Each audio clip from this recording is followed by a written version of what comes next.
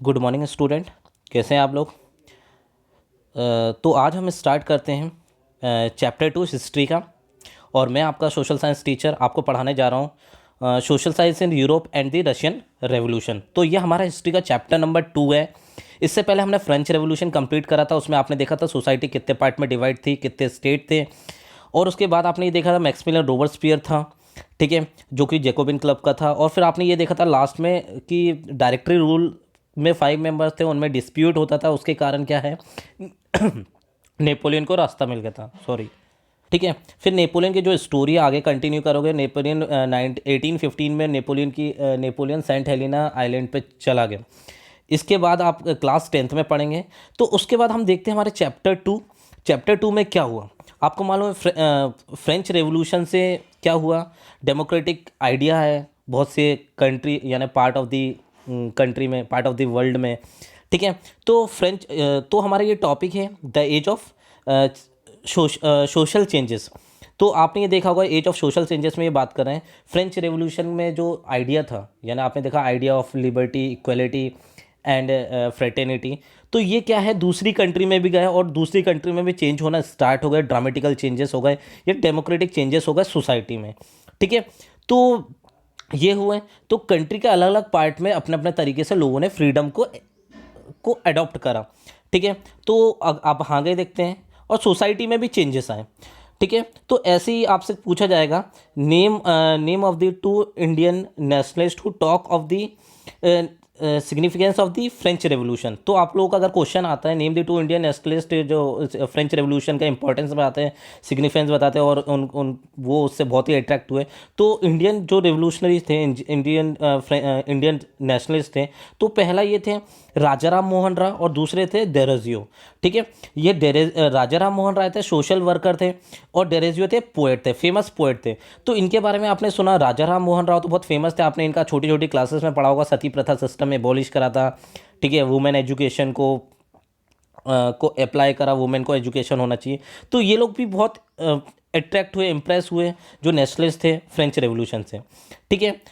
और फिर आगे देखते हैं not everyone in Europe, Europe में नहीं, वो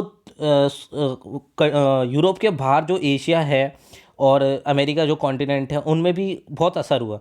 फिर भी वांटेड ए कंप्लीट ट्रांसफॉर्म सोसाइटी, ठीक है। तो इसी से क्या हुआ, कंप्लीट ट्रांसफॉर्मेशन सोसाइटी में भी बहुत से चेंजेस हुए। पर क्या है, सब लोगों की थिंकिंग अलग अलग होती है। आपको मालूम है कि हर व्यक्ति की थिंकिंग एक जैसी नहीं होती है। तो इसमें भी अगर बात करें यूरोप में भी, यूरोप में आपको मालूम है यूरोप में कौन कौन सी कंट्रियाँ आती हैं। इटली आ गई, फ्रांस आ गई, रशिया आ गई। रशिया आधा एशिया में आता है, आधा यूरोप में आता है। पर रशिया की जो कैपिटल है, रशिया की कैपिटल मॉस्को, ठीक है, जो मॉस्को आती है, ठीक है, वो कहाँ आती है, यूरोप के पार्ट में आती है। इसलिए हम जो रशिया को यूरोप में मानते हैं। तो ये पहले बेसिकली जो यूरोप से स्टार्ट होगा, यूरोप के अलग अलग भागों की बात करेंगे, फिर उसके बाद हम रशिया पे आएंगे, क्योंकि बच्चे बहुत कंफ्यूज होते हैं, सबसे टफ चैप्टर होता है, इसलिए बच्चों को समझ में नहीं आता है। तो घबराने की जरूरत नहीं है, अपन पूरा पढ़ेंगे, अच्छे से पढ़ेंगे। और आप लोग भी एनसीईआरटी रीड करके इस नोट्स को अच्छे से समझिएगा। नहीं समझ में आता है कमेंट बॉक्स पे कमेंट करिएगा, ठीक है। फिर आगे बढ़ते हैं। तो यूरोप में क्या हुआ कि सोसाइटी में ट्रांसफॉर्म हुआ, तो चेंज तो हुआ, पर लोगों की थिंकिंग अलग अलग हो गई, यानी ग्रुप बन गए, ठीक है। तो जैसे कि अगर बात करें ग्रुप और idea that look to change society according to their thought और विजन। तो कुछ लोगों जो ग्रुप बने, कुछ आइडियाज़ हुए, लोगों के विजन हुए, वो ये उनका ये मानना था सोसाइटी में चेंजेस उनके तरीके से हो, यानी कुछ के आइडिया अपने तरीके से थे। हर व्यक्ति की थिंकिंग एक जैसी तो नहीं होती। तो ग्रुप बन गए सोसाइटी में, क्या हो गए, ग्रुप बन गए। यूरोप की जो सोसाइटी थी उसमें क्या बन गए, ग्रुप बन गए। तो आगे देखते हैं यूरोप की सोसाइटी में क्या ग्रुप बन गए, क्या थॉट थे लोगों के। तो यूरोप में 3 ग्रुप बने थे, 3 टाइप ऑफ ग्रुप बने थे। एक कंजर्वेटिव्स थे, एक लिबरल थे और एक रेडिकल थे। तो कितने ग्रुप बने थे, अगर बोला जाए यूरोप में कितने ग्रुप बने थे, तो 3 ग्रुप बने थे, कंजर्वेटिव्स, लिबरल और रेडिकल बने थे, ठीक है। तो उसके बाद ये देखेंगे कंजर्वेटिव्स में, हम ये देखेंगे कि कंजर्वेटिव्स में आपको मालूम है पुरानी सोच वाले। कंजर्वेटिव्स में क्या होते हैं, पुरानी सोच वाले होते हैं, जो कि सोसाइटी में चेंजेस नहीं चाहते हैं, और चेंजेस चाहेंगे तो स्लो चेंजेस होना चाहिए। कि जैसे अगर आपके दादाजी हैं, परदादा हैं, उनको अगर आपने बड़ा वाला एक फ़ोन ला के दे दिया एप्पल का, ठीक है, या फिर कोई अच्छा शूज़ ला के दे दिया एडिडास का, तो वो कौन सा जूता पहनेगा, प्लास्टिक का। और फ़ोन कौन सा चलाएंगे, 1600 ब्लैक एंड वाइट वाला। ठीक है, कलर उनको समझ में नहीं आएगा, कलर फ़ोन। तो वो ये चाहते हैं कि सोसाइटी भी पहले तरीके से चले, ऐसे नहीं चले कि एकदम से चेंज आए और एकदम से पूरा तब्दील हो जाए, तो ये नहीं, चेंज हो पर धीरे धीरे चेंज हो। ठीक है, तो नो चेंजेस, और चेंजेस क्या चाह रहे हैं, स्लो चेंजेस चाह रहे हैं। ठीक है, तो वो यही चाहते हैं कि भाई पुराना जो सिस्टम चलता रहे, यानी राजा रानी वाला सिस्टम चलता रहे, यानी सॉरी मोनार्की सिस्टम चलता रहे, तो ये ज़्यादा उस सिस्टम को ज़्यादा सपोर्ट करते हैं। ठीक है, तो आगे देखते हैं कि लिबरल के बारे में देखते हैं। लिबरल क्या थे, टॉलरेट ऑल रिलीजन। तो लिबरल क्या करते हैं, टॉलरेट ऑल रिलीजन। आपको मान लो यूरोप के अलग अलग भाग में अलग अलग रिलीजन कास्ट के लोग रहते थे। ठीक है, तो ये कहते थे कि हर रिलीजन को टॉलरेट करना चाहिए, ऐसा नहीं कि एक रिलीजन अपनी ज़्यादा प्रायोरिटी रखे, यानी सबको टॉलरेट करें।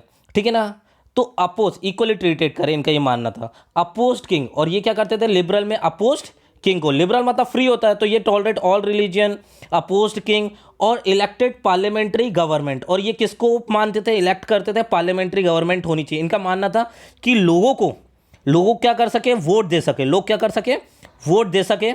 ठीक है, जिससे क्या बने, गवर्नमेंट बने और पार्लियामेंट्री सिस्टम हो, जैसे आपने देखा होगा लोकसभा राज्यसभा वाला इलेक्टेड रिप्रेजेंटेटिव जाते हैं ये।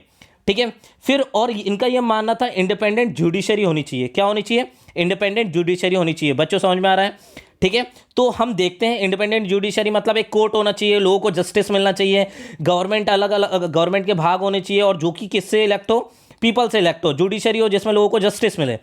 ठीक है, तो ये did not support universal adult franchise. Universal adult franchise मतलब यानी क्या होता है कि सभी लोगों को वोट देने का अधिकार नहीं था। ठीक है, इसमें नो वोटिंग राइट, बेसिकली किसके लिए वोटिंग राइट नहीं थे, वुमेन्स के लिए तो थे, और जिसके पास क्या नहीं थी, प्रॉपर्टी नहीं थी, जिसके पास क्या नहीं थी, प्रॉपर्टी नहीं थी, उसको वोटिंग राइट नहीं था, यानी no voting right for womens, और जिसके पास प्रॉपर्टी नहीं थी। ठीक है, तो यहां पर ये आपको समझ में आ गया कि हमने कंजर्वेटिज्म की बात कर ली, लिबरल की बात कर ली, उसके बाद हम क्या देखेंगे, रेडिकल देखेंगे।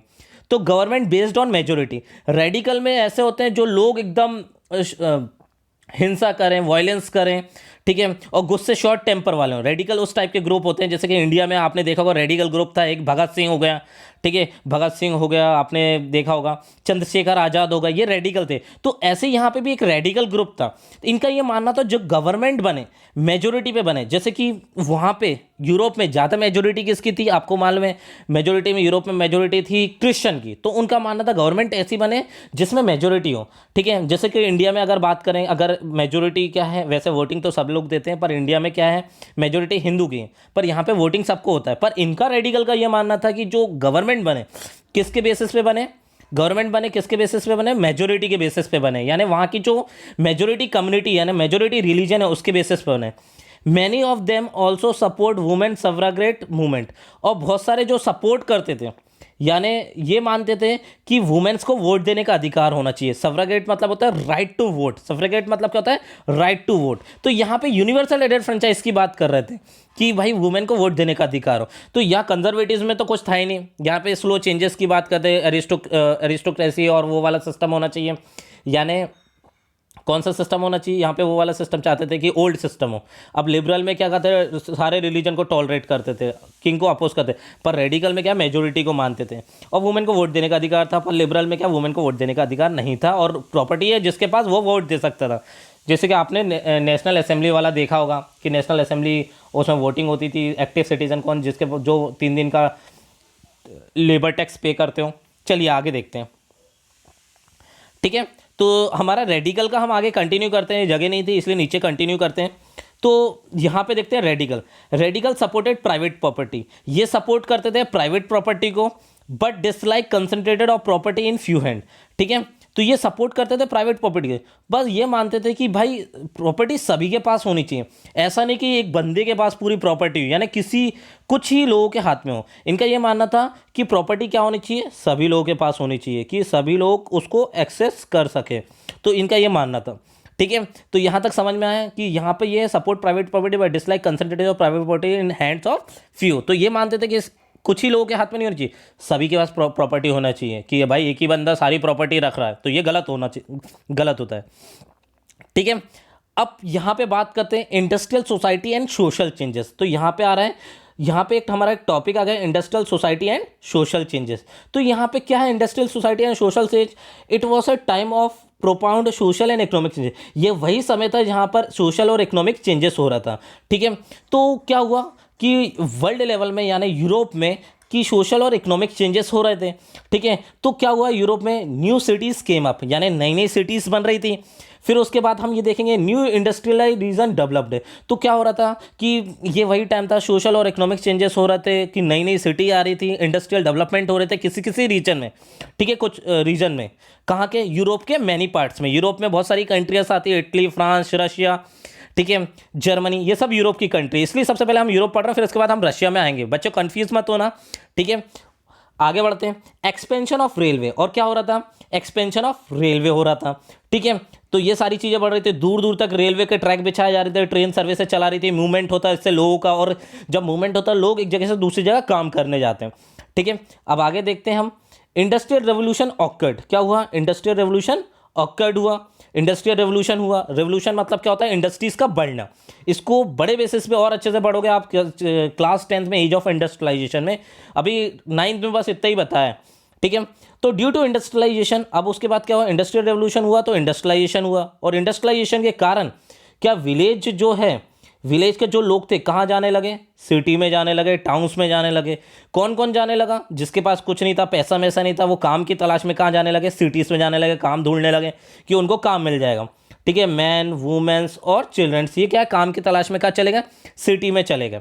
फिर क्या हुआ? जब आपको मालूम है काम की तलाश में टाउन्स और सिटी में चले गए, तो प्रॉब्लम आपको मालूम है कि सभी को तो रोजगार मिलेगा नहीं, और काम करना इतना आसान भी नहीं है कि भाई काम करोगे तो आपको क्या है भाई, बहुत यानी वर्किंग आवर कम होंगे, तो बहुत सारी समस्या थी, ठीक है। जब इंडस्ट्रियल रेवोल्यूशन बढ़ा तो प्रॉब्लम ऑफ इंडस्ट्रियल रेवोल्यूशन, ठीक है, तो उस समय दौरान प्रॉब्लम क्या थी, लोगों के साथ प्रॉब्लम क्या थी, ठीक है। तो क्या हुआ? लॉन्ग वर्किंग आवर, यानी आपको मालूम है जैसे कि 24 आवर है आज के टाइम में, 24 आवर 24 घंटे। 24 घंटे में अगर बात करें, ठीक है, 24 घंटे में आपकी ड्यूटी कितनी होती है? 8 घंटे होती है। इंडिया में बेसिकली क्या होती है? 8 आवर बनाते हैं, जिसमें से करीबन सरकारी नौकरी में तो 1 डेढ़ घंटे 2 घंटे अपना टाइम पास कर देते हैं, 3 घंटे, कभी कभी 4 घंटे। पर यहाँ पर अलग चीज़ थी, इंडिया में तो ये 8 घंटे की नौकरी 4 घंटे करा, 4 घंटे सो रहे हैं सरकारी नौकरी में, ठीक है ना। प्राइवेट नौकरी में 8 घंटे बोला है, करीबन 10 घंटे 12 घंटे काम करवा रहे हैं। तो यहाँ की तो पिक्चर और अलग थी। इंडिया में तो फिर भी रिलैक्सेशन है, पर रशिया में क्या था? लॉन्ग वर्किंग आवर था, यानी बंदों को 24 घंटे में से, यानी 24 आवर में से उनसे 15 से 20 घंटे काम करा जाता था, यानी बंदे से इतना काम लिया जाता था, और पैसे कम देते थे, ठीक है। तो पुअर वेजेस थी, तो सैलरी उनको इतनी अच्छी मिलती नहीं थी, कम सैलरी मिलती थी, ठीक है। और पुअर सैनिटेशन प्रॉब्लम थी, बेसिकली वहाँ पे क्या थी? Sanitation problem. सैनिटेशन प्रॉब्लम क्या होती है? साफ़ सफाई नहीं थी वहाँ पर, यानी एकदम कंजस्टेड एरिया था, साफ़ सफाई प्रॉब्लम थी। साफ़ सफाई नहीं होती तो आपको मालूम है एपिडेमिक स्प्रेड होती, लोगों को डिसीज़ होती, ठीक है, इस कारण।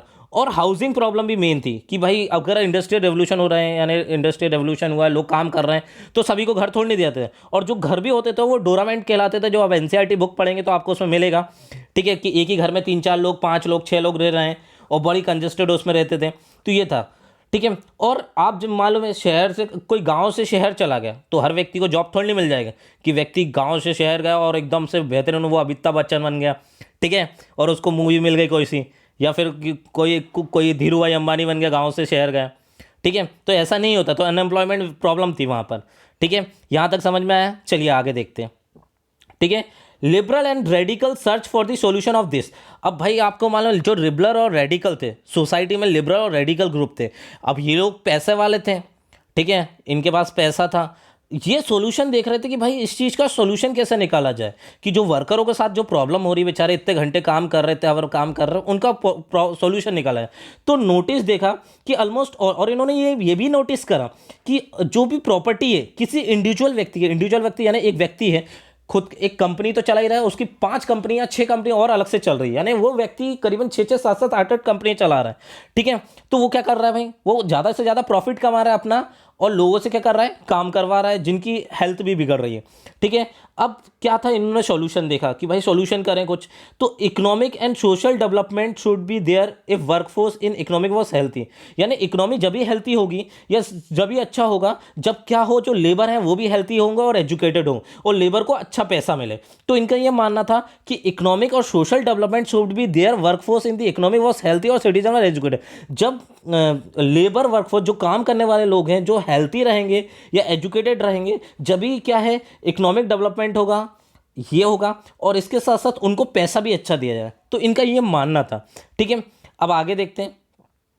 अपोस्ट ऑफ दी, और ये अपोस्ट करते थे, यानी ये मतलब किसकी बात कर रहे हैं, दे अपोस्ट, दे मतलब किसकी बात कर रहे हैं, जो लिबरल और रेडिकल ग्रुप था, जिनके पास पैसा था, वो ये बोलते थे कि जो privileges old aristocracy had by birth, यानी जो ये अपोज करते थे, जो प्रिविलेजेस दिएगा, प्रिविलेजेस मतलब क्या होता है, जो इंपॉर्टेंस दिएगा, जो महत्व दिएगा। जैसे कि राजा के घर में कौन पैदा हुआ, राहुल गांधी, सॉरी राहुल गांधी बोल दिया, पर राहुल गांधी नहीं होगा, राहुल गांधी तो हालांकि वो भी कह सकते हैं कि भाई कांग्रेस सरकार क्या है, कांग्रेस के बच्चे के बच्चे बच्चे के बच्चे क्या है, पार्टी में आ जाते हैं, भले वो जीते या नहीं जीते, भले वो मूर्ख हो या कुछ भी हो। तो यहाँ पे भी यही था कि राजा का जो बेटा होगा वो भी क्या बनेगा, राजा बनेगा, उसका बेटा बेटे का बेटा क्या बनेगा, राजा बनेगा। तो oppose to the privilege of old aristocracy had by birth, ये अपोज करते थे किसको, अरिस्टोक्रेसी को अपोज करते थे। कि अरिस्टोक्रेसी मतलब जो हायर क्लास के, अपर क्लास के जो लोग हैं, या किंग वाले जो लोग हो गए, तो उनका बेटे का बेटा क्या बनेगा, राजा बनेगा, जमींदार का बेटा होगा जमींदार बनेगा। तो ये अपोज करते थे कि they firmly believed in the value of individual effort labour and enterprise. ठीक है, तो ये मानते थे कि भाई कि इंडिविजुअल अफोर्ट से, या लेबर जो भी काम कर रहा है या फिर वो अपना बिजनेस कर रहा है, उस हिसाब से उसको क्या मिलना चाहिए, पैसे मिलना चाहिए। तो ये बिलीव मानते थे कि वैल्यू उसी की होनी चाहिए जो ज़्यादा से ज़्यादा काम कर रहा है और अच्छा काम कर रहा है, अपना बिजनेस कर रहा है, तो उसको क्या है, उसको पैसा मिलना चाहिए, उसकी वैल्यू होनी चाहिए, ये मानते थे। ऐसा नहीं कि भाई ओल्ड एरिस्टोक्रेसी वाला वो सिस्टम चल रहा है, उसी के ऊपर वो सिस्टम चलता रहे। तो ये अपोज करते थे। ठीक है, तो ये वर्कर के फेवर में थे। कौन थे, रेडिकल और लिबरल, जो कि मैंने आपको पहले बता दिया हो। ठीक है, अब क्या होता है, many working men women who wanted change in the world rallied. अब उनको भी लगा कि भाई, वर्कर को भी लगा कि वर्कर में क्या होगा, मैन एंड वुमेन, यानी वर्किंग मैन एंड वुमेन और चिल्ड्रन। अब उनको भी लगा कि यार जब हमें ये इतना सपोर्ट कर रहे हैं, लिबरल और रेडिकल इतना सपोर्ट कर रहे हैं, तो हम भी इन्हीं के पास जाए। तो वर्ल्ड रैलिड, और इन्होंने रैली निकाली, और किसका साथ दिया, किसके साथ चल दिए, लिबरल और रेडिकल ग्रुप के साथ चल दिए उन्होंने। एंड और पॉलिटिकल पार्टीज बनाई। ठीक है, और क्या बनाई, पॉलिटिकल पार्टीज बनाई इन 19th सेंचुरी में। बेटा समझ में आ रहा है। ठीक है, अगर आपको ऐसा लग रहा है वीडियो फास्ट हो, आप यूट्यूब की सेटिंग पे जाकर आप उसको स्लो भी कर सकते हैं, उस पर सेटिंग दिए थे फास्ट और स्लो की। ठीक है, working man and women who wanted change in the world rallied around the liberal and radical groups and parties in the 19th century. ठीक है, इन्होंने क्या बनाई, पॉलिटिकल पार्टीज बनाई, जो वर्किंग मैन एंड वुमेन्स थे, तो उन्होंने लिबरल और रेडिकल के साथ मिलकर पॉलिटिकल पार्टीज बनाई अर्ली 19th सेंचुरी में। तो ऐसे ऐसे क्या है कि लिबरल और रेडिकल ग्रुप को सपोर्ट करने, और ये भी किसको सपोर्ट करते थे, वर्कफोर्स को, यानी वर्कर को सपोर्ट करते। क्यों, क्योंकि उनकी हालत बड़ी ख़राब थी। चलिए आगे देखते हैं। अब अब नया टॉपिक है हमारा, नया पॉइंट से, coming of socialism to Europe, यानी कमिंग ऑफ सोशलिज्म, यानी सोशलिज्म, यानी अब यहाँ पे ये देख रहे हैं कि यूरोप में सोशलिज्म कैसे आया। ठीक है, कमिंग ऑफ सोशलिज्म। ठीक है, तो perhaps one of the most far reaching vision. अब सबके दूर दूर के विजन होते हैं कि आगे क्या करना चाहिए, क्या करना चाहिए, सोसाइटी कैसे होनी चाहिए, थिंकिंग होनी चाहिए। हमने पहले ये देखा था कि 3 ग्रुप थे सोसाइटी में। अब यहाँ पे रशिया में एक चीज़ था, यहाँ पे रशिया में ज़्यादातर सोशलिज्म वाली पॉलिसी चलती थी। तो यहाँ पे हम ये देखते हैं कि वो तो यूरोप की बात करते हैं, पर आइडिया ऑफ सोशलिज्म कहाँ पे आया, बेसिकली रशिया में। अदर पार्ट में तो था ही था, पर ज़्यादा से ज़्यादा कहाँ बढ़ा, रशिया में बढ़ा। तो perhaps one of the far reaching vision, vision मतलब दूर का सोचना, how society should be structure was socialism. अब कैसा होना चाहिए स्ट्रक्चर, सोशलिज्म कैसा होना चाहिए, ये सारी चीज़ें बात करी। चलिए आगे देखते हैं। By the mid 19th century in Europe, यानी मिड 19th सेंचुरी 1900 सदी के बीच में, socialism was well known body of idea that attached the widespread attention. तो सोशलिज्म जब आया तो ये well known body of ideas आया, तो इसने सबसे ज़्यादा आइडिया दिया, यानी सोशलिज्म के कारण well known body of ideas आया और वाइड स्प्रेड अटेंशन, यानी यूरोप में बहुत ही अटेंशन हुआ इसको लेकर, सोशलिज्म को लेकर। ठीक है, अब हम ये आगे देखते हैं कि सोशलिज्म होता क्या है। ठीक है, तो सोशलिज्म होता क्या है। ठीक है, सोशलिज्म वो होता है जो लोग सोशलिज्म को सपोर्ट करते हैं, यानी सोशलिस्ट ऐसे लोग जो किसको सपोर्ट करते हैं, सोशलिज्म को। Socialist are the those people who support socialism, socialist are the those people who support socialism. तो यहाँ पे ये था socialist were the against private property, यानी हम सोशलिज्म के बारे में पढ़ रहे हैं। सोशलिज्म होता क्या है, सोशलिज्म की मीनिंग क्या होती है, socialist were against the private property but had different ideas on how a society without property could operate। इनका ये मानना था कि ये लोग क्या थे, प्राइवेट प्रॉपर्टी के अपोज में थे। इनका ये मानना था कि डिफरेंट आइडियाज थे, तो how society with property could operate. उनका ये मानना था बिना प्रॉपर्टी से कैसे ऑपरेट करें सोसाइटी को, ठीक है, क्योंकि ये खिलाफ थे प्राइवेट प्रॉपर्टी। इनका ये मानना था जिसके पास प्राइवेट प्रॉपर्टी होगी, जो बहुत बड़ा ओनर होगा, वो लोगों को क्या करेगा, एक्सप्लॉइट करेगा, लोगों को ज़्यादा पैसा नहीं देगा।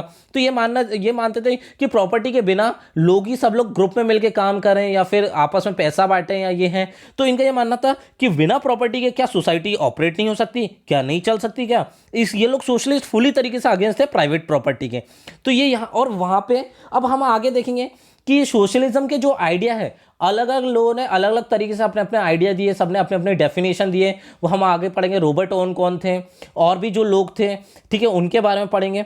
तो यहाँ पे हमारा ये पार्ट 1 कंप्लीट होता है। तो यहाँ पे हम इसको रिवाइज कर लेते हैं। यहाँ पे हमने सबसे पहले ये देखा कि जो यूरोप है, यूरोप के अलग अलग भाग में कैसे चेंजेस हुआ, ठीक है, और ये कहाँ से आइडिया आया, फ्रेंच रेवोल्यूशन से आइडिया है। फ्रेंच रेवोल्यूशन में सोसाइटी कैसी थी, आपको मालूम वहाँ की क्लास कैसी थी, फर्स्ट स्टेट, सेकंड स्टेट और थर्ड स्टेट। फर्स्ट स्टेट में क्लर्जी, सेकंड स्टेट में क्या थे, सेकंड स्टेट में नोबिलिटी, यानी नोबिलिटी मतलब किंग और उसके एक्सक्लूडेड फैमिली, और थर्ड स्टेट में मिडिल क्लास लोग भी थे और लोअर क्लास लोग भी थे, जो कि बहुत गरीब थे, लेबर हो गए, लैंडलेस फार्मर हो गए। फिर हमने ये देखा कि ये जब फ्रेंच रेवोल्यूशन है, सोसाइटी के अलग अलग पार्ट में क्या हुआ, थिंकिंग चेंज हो गई, लोगों की डेमोक्रेटिक आइडिया आने लगे, ठीक है। तो ये हो गया। तो फ्रेंच रेवोल्यूशन से इंडिया में भी बहुत असर पड़ा। टीपू सुल्तान हुए और राजा राम मोहन रॉय और डेरेजियो हुए, ये लोग बहुत ही इंप्रेस हुए कहाँ के आइडिया से, बहुत ही इंप्रेस हुए, इन्फ्लुएंस हुआ किसके आइडिया था, फ्रेंच रेवोल्यूशन के। Not everyone in Europe however wanted a complete transformation society, और सोसाइटी में भी ट्रांसफॉर्मेशन हुए। अब लोगों की थिंकिंग अलग अलग थी यूरोप में, तो वहाँ पे भी यूरोप में 3 ग्रुप बन गए, कंजर्वेटिव, लिबरल और रेडिकल। फिर हमने ये देखा कि क्या था, industrial society and social changes हुए, ठीक है। क्या क्या हुआ, इंडस्ट्रियल सोसाइटी, इंडस्ट्रियल रेवोल्यूशन हुआ, सिटी आई, ठीक है, रेलवे एक्सपेंशन हुआ, ठीक है, रेलवे एक्सपेंशन हुआ तो भाई लोग गांव से कहाँ क्या होने लगे, गांव से शहर जाने लगे, और पर शहर में भी प्रॉब्लम आने लगी। तो उस प्रॉब्लम का सॉल्यूशन किसने निकाला, कौन निकालने लगा, लिबरल और रेडिकल, जो कि रिच थे, जिनके पास पैसा था, ठीक है, और ये चाहते थे इकोनॉमिक और सोशल डेवलपमेंट हो। तो इनने कहा इकोनॉमिक और सोशल डेवलपमेंट जब ही होगा जब व्यक्ति हेल्थी होगा और एजुकेटेड होगा, ठीक है। ये अपोज करते थे प्रिविलेजेस ओल्ड एरिस्टोक्रेसी का, ये हमने देखा। ये मानते थे कि पैसा उसी के पास होना चाहिए जो इंडिविजुअल एफर्ट और लेबर और जो काम कर रहा है, बिजनेस कर रहा है, ठीक है, अपना पूरा एफर्ट लगा रहा है, ठीक है। ये वर्कर को सपोर्ट करते थे। तो इसी कारण वर्कर ने रैली निकाली और इनको भी सपोर्ट करा और एक ग्रुप बनाया। फिर उसके बाद हमने देखा coming of socialism to Europe में सोशलिज्म आया, ठीक है ना, कुछ चेंजेस आए। तो बेसिकली सोशलिज्म जो आइडिया था, सोशलिज्म का आइडिया रशिया से तो आया ही आया था, पर इसका जो भाग था वो अलग अलग भाग, इसका जो सोशलिज्म का जो आइडिया था अलग अलग पार्ट में स्प्रेड हुआ यूरोप के, ठीक है। और सोशलिज्म की हमने डेफिनेशन भी बात करी। सोशलिज्म में वो लोग होते हैं जो सोशलिस्ट कहलाते हैं, सोशलिज्म को सपोर्ट करने वाले सोशलिस्ट कहलाते हैं। ये किसके खिलाफ थे, प्राइवेट प्रॉपर्टी का। इनका ये मानना था कि बिना प्रॉपर्टी के कैसे ऑपरेट करेंगे सोसाइटी को, तो यही मानना था कि सब लोग मिलकर काम करें, ठीक है। आगे देखते हैं, नेक्स्ट क्लास में देखेंगे। इतना आप अच्छे से रीड करिएगा, इस नोट्स को कॉपी में लिखिएगा, ठीक है। और सेफ रहिए, हैंड वॉश करिए बार बार, ठीक है। आज के लिए धन्यवाद, thank you, have a nice day. Next class में हम पार्ट 2 को कंटिन्यू करेंगे।